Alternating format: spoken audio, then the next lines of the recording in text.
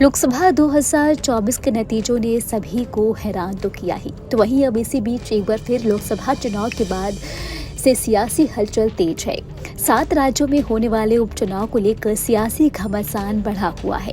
ऐसे में राजनीतिक दल एक बार फिर से आमने सामने हैं और एक दूसरे को कड़ी टक्कर देते हुए नजर आएंगे। जिन विधानसभा सीटों पर उपचुनाव हो रहे हैं उनमें ज्यादातर सीटें लोकसभा चुनाव के बाद खाली हुई हैं। करीब 13 सीटों पर उपचुनाव हो रहे हैं। लोकसभा के बाद पहली बार हो रहे चुनाव में हर राजनीतिक दल अपने अपने दावे ठोक रहा है। हर कोई अपनी जीत का दावा कर रहा है। जिन राज्यों में उपचुनाव है उन राज्यों में पश्चिम बंगाल, उत्तराखंड, पंजाब, हिमाचल प्रदेश, बिहार, तमिलनाडु और मध्य प्रदेश शामिल है। बता दें कि ज्यादातर सीटों पर फिर से एनडीए और इंडिया की सीधी टक्कर नजर आ रही है। बीजेपी के लिए जितना उपचुनावों में अपनी जीत करना है उतना ही ज्यादा जरूरी इंडिया गठबंधन के लिए भी है।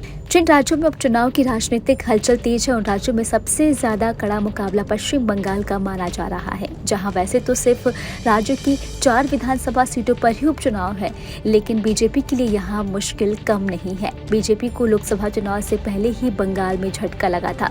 4 में से 3 विधानसभा सीटों पर बीजेपी के 3 विधायकों ने टीएमसी का दामन थाम लिया था और अपने विधायक पद से इस्तीफा दे दिया था।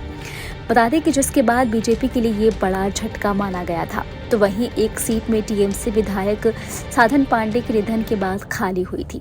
अब इन सब के बीच राज्य में बीजेपी के लिए अपनी सीटें बचाने इतना आसान नहीं है। वहीं अगर हम बात करें हिमाचल प्रदेश की, तो राज्य की देहरा, हमीरपुर, नालागढ़ विधानसभा सीट पर भी सियासी मुकाबला है। प्रदेश की 3 विधानसभा सीटों से निर्दलीय विधायकों के इस्तीफे के बाद ये सीट खाली हुई थी। इन विधायकों ने फरवरी में राज्यसभा चुनाव में बीजेपी उम्मीदवार को वोट दिया था और फिर पार्टी में शामिल हो गए थे। बीजेपी को उम्मीद है कि वो इन सीटों पर कब्जा आसानी से कर सकती है, क्योंकि लोकसभा चुनाव में बीजेपी ने हिमाचल में अच्छा प्रदर्शन करते हुए 4 सीटों पर कब्जा किया था। बिहार और मध्य प्रदेश में एनडीए और इंडिया गठबंधन आमने सामने है। बिहार में भी एक सीट पर उपचुनाव को लेकर सरगर्मियां तेज हैं।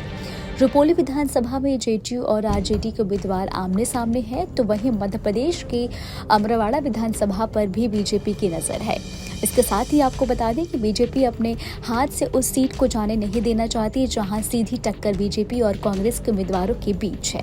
वहीं उत्तराखंड की 2 विधानसभा सीटों पर राजनीतिक दलों की नजरें टिकी हुई है, जहां एक सीट बसपा विधायक के निधन के बाद खाली हुई थी। लोकसभा में अपनी उम्मीदें पूरी न होने की वजह से बीजेपी के लिए उपचुनाव नाक का सवाल बने हुए हैं और पार्टी किसी भी हाल में ये चुनाव जीतना चाहती है। हालांकि जनता का मूड क्या है, इसके लिए 13 जुलाई का इंतजार सभी को है और करना भी पड़ेगा, क्योंकि 13 जुलाई को उपचुनावों के परिणाम घोषित किए जाएंगे।